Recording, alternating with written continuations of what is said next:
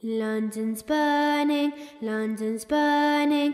Fetch the engine, fetch the engine. Fire, fire, fire, fire. Pour on water, pour on water. London's burning, London's burning. Fetch the engine, fetch the engine. Fetch the engine, fetch the engine. Fire, fire, fire, fire. Pour on water, pour on water.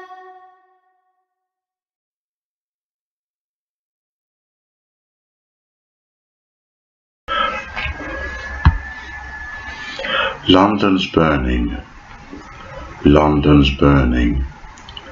What a very haunting children's nursery rhyme. London's burning, London's burning. Fetch the engine, fetch the engine. Fire, fire, fire, fire. Pour the water, pour the water. And it's interesting that I think it was 1666 when the whole of London was under flames. And it's no accident. 666, the mark of the beast. 666, the nature of man. 666 will be the judgment upon a rebellious race, a rebellious people. 666. It's interesting how I started off the nursery rhyme with children, and that is how the government perceive you to be a child. The government don't respect you. Theresa May, the British government, have refused to divulge information whether Saudi Arabia was funding ISIS, whether Saudi Arabia was funding Muslim terrorists. If I went to your house and you cooked me a lovely meal, you gave me a nice warm bed, you gave me a lovely breakfast in the morning, you gave me nice clothes, and your house was robbed, your wife or girlfriend were ravaged and raped, and I knew who did it, but I refused to tell you, what the hell would you think of me?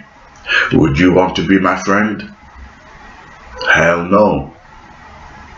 No logical, normal person in their right mind would be friends with Jijat, Journey into Justice and Truth, after looking after me, hospitality, love. And yet your family has been wiped out. People are plotting against you, and yet I know who did it.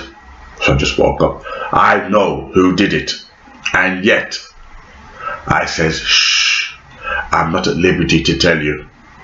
What do you think about me? Suddenly you begin to realize, my God, he stabbed me in the back. I looked after him, but he stabbed me in the back. Theresa May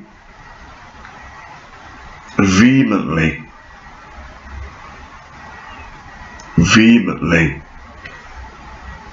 argues that you don't deserve to know whether Saudi Arabia has been selling arms, weapons, funding terrorists in which to kill you, in which to target your family, target your wife, your children, your nation. You don't deserve to know because you're a child. Why? Because you will vote them in again and again and again. One of my patriotic white friends was sharing information with me the other day. I said the government, one of the MPs were on TV, and I think the nation was laughing at the government, to which the MP replied, "Do you know what the government think about the dumb masses? Do you really want to know what the government think about you?" Let me see if I can find the clip. Has gripped the nation for weeks. Even the Prime Minister had something to say when Deirdre Rashid was wrongly jailed for a crime she didn't commit. Well, today, Deirdre tastes freedom again. Our North of England correspondent Ben McCarthy reports.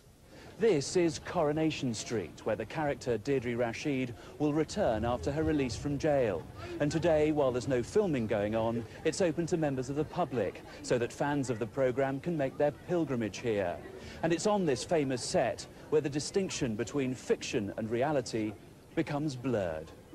The jailing of Deirdre led to newspaper outrage, the intervention of the Home Secretary and the Prime Minister being briefed at Downing Street on the case of the Weatherfield One. But tonight she'll learn that she's to be freed. Out. You're going out. Oh yeah, like last time.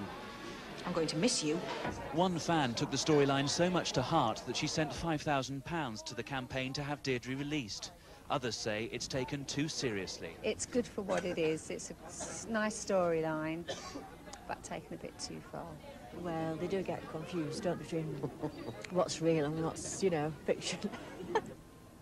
I think most people still have a sense of reality about it, but for a lot of people, Coronation Street and the characters in it their families are people that have been with them for years, and they're an extension of their families. So they really do genuinely care about what's happening to Deirdre and what's happening to Coronation Street's characters.